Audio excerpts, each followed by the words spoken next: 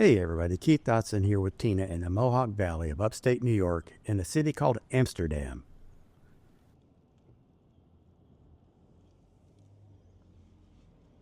Coming across the Mohawk River and getting my first good look at the city, and I was very excited. This was sort of the same feeling I had when I pulled off the highway into the city of Wheeling, West Virginia, a sense of buried treasure waiting to be discovered, and then photographed, of course. Years ago, I lived in New York State, and driving the thruway, I would see this community nestled over in the valley, and I was curious about it, but I never stopped. So all these years later, here I am. It's got the feel of a bigger city, although the latest population count available says it's only 18,093 people. Typically, I would consider that to be a small town. The population peaked at nearly 35,000 in 1930. The community was incorporated as a village in 1830 and as a city in 1885. But Dutch settlers had been in the area since the 1600s.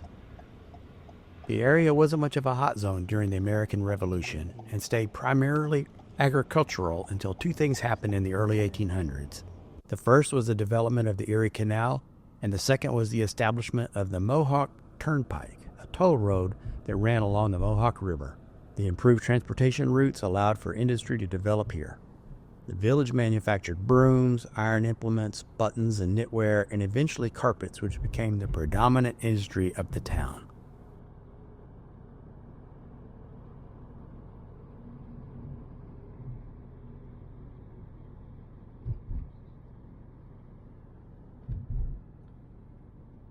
For the next few minutes, there will be some driving sequences.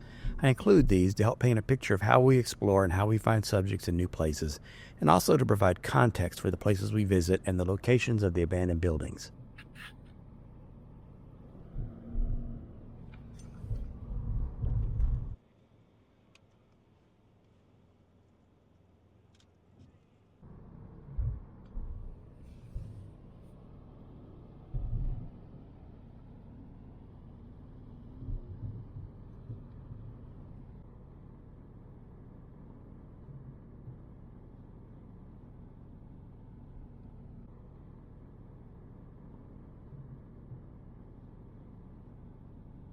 And hey, keep an eye out for this really great ghost sign coming up on the right.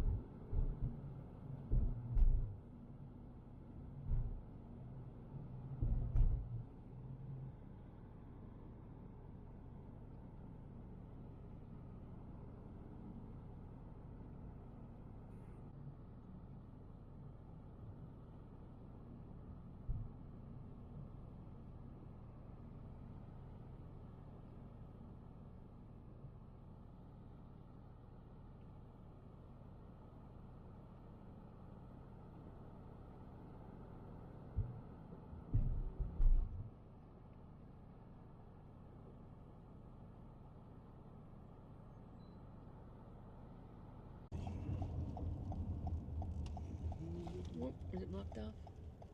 If you've ever heard of Mohawk carpets or Mohawk flooring, this is where it began and grew into a mega industry. And that brings us to this place. This is the old Mohawk Rug and Carpet Factory.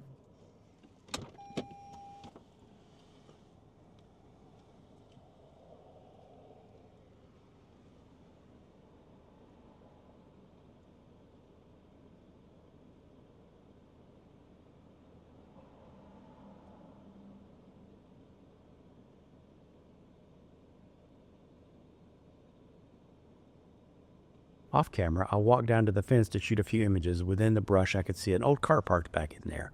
Then we drove around to find a better view of these ruins. The company headquarters has long since moved away to Georgia, I think, and this abandoned place has been left to decay. Apparently, parts of it have been vacant since the 1960s or 1970s. A 2020 news report said that the structures have been deemed unsafe, but they can't be torn down because the city can't locate the owners of the building. The city estimated it would take $15 to $20 million for the taxpayers to tear it down.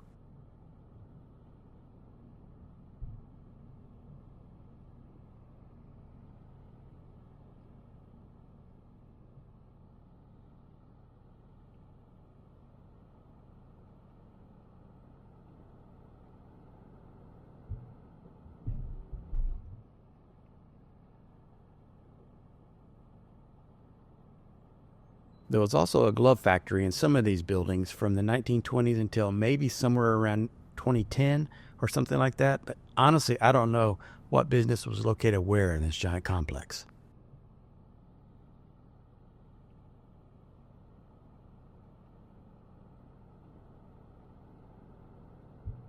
As we drove north on Route 5 out of town, Tina recorded this view of the complex so we could gauge the size of it. It's a beast by any standard. It must have been quite a sight here around shift changes, with thousands of workers flooding out to go home and others going in to take the next shift. I'm sure all the Urbex guys already know about this place, but if you see this video and think about going inside, be aware that the city uses various means to monitor for trespassers, and it's also quite dangerous from the videos I've seen on YouTube. There are many places in the floors with fatal falling hazards, not to mention potential environmental hazards. I just wouldn't do it.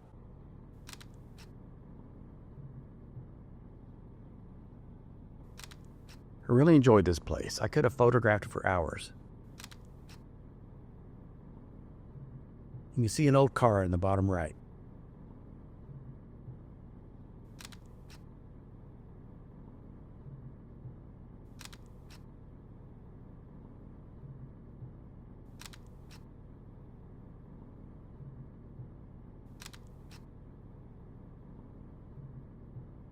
Okay, y'all, now we're in a very different city. This is Amesbury, Massachusetts. And let me say right off the bat, I'm from the South, and I know I'm probably mispronouncing the name of this town.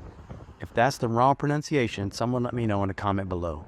Like Amsterdam, New York, Amesbury is an old mill town, and at 17,366 people, the population is similar too. But what a different kind of feeling there is here. I really liked Amsterdam, and I hope to go back there for a longer visit. But this town feels more like its population size. It's a small town. It's charming with a very New England vibe. We'll take a quick look around before we check out the next derelict old mill. Amesbury was established as an agricultural community, but later also had success with fishing, shipbuilding, textile mills, and a nail factory.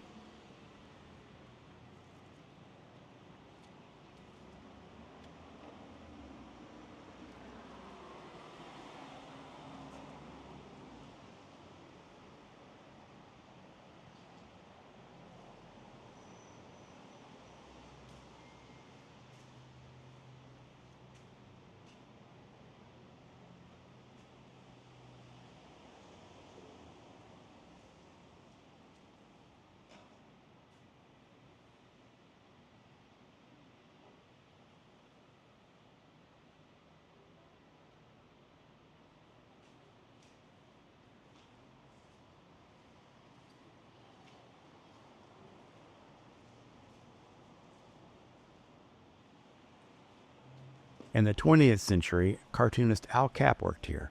He was the creator of a cartoon strip called Lil Abner. The small town is full of old mills. These were textile mills once upon a time. This illustrated map from 1900 gives an impression of what the town looked like at the time.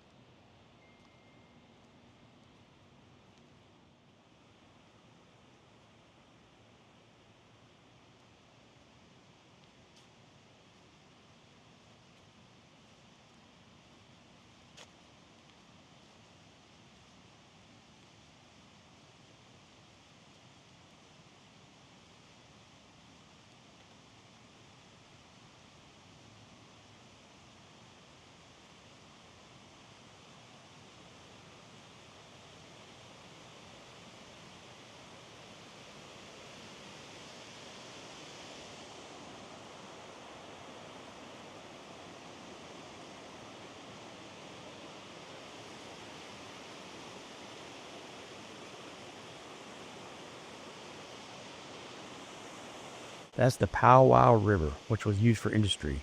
How beautiful it looks now.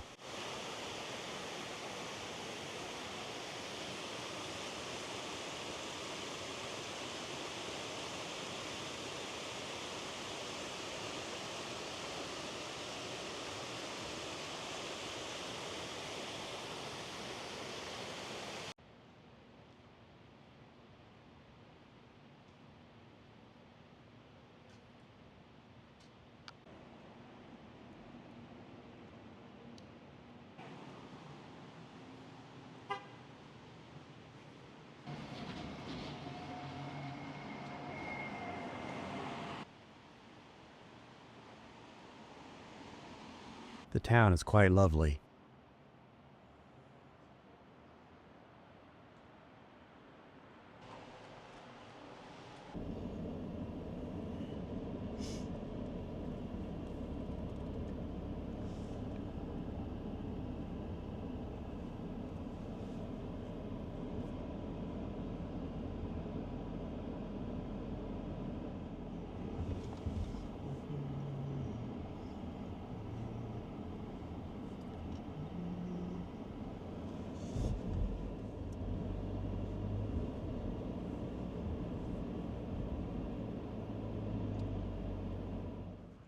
And of course, it's New England, so there's a beautiful old cemetery.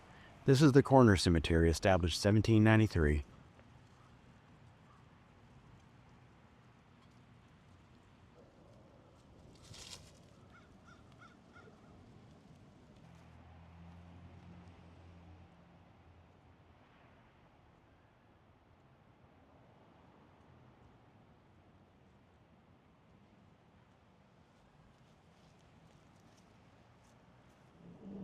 Beginning around 1800, carriage makers came to town, and Amesbury became home to a number of successful carriage companies.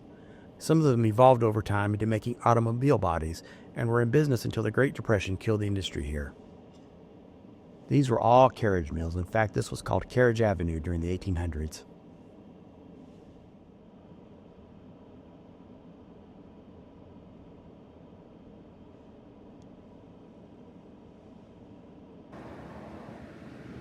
I can't read the top row of text, but the bottom says, Builders of Fine Carriages.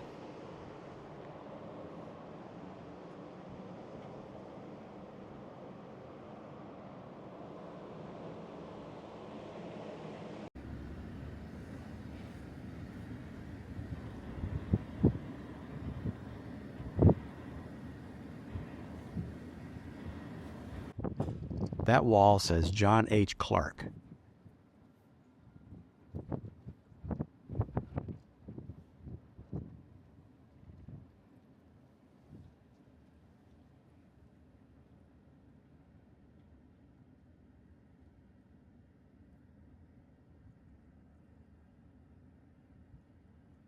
This is the old carriage mill of a man named L. Hollander.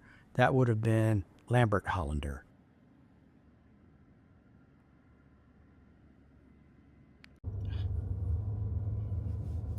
Look at this extraordinary wall. Sadly, I wasn't able to get a good viewpoint on it. The streets are so narrow.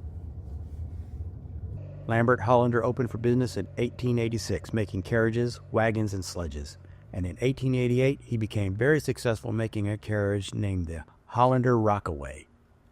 But his factory also burned in 1888, and he rebuilt it and business recovered. Well, I hope you enjoyed seeing these two very different mill towns. Thanks for watching.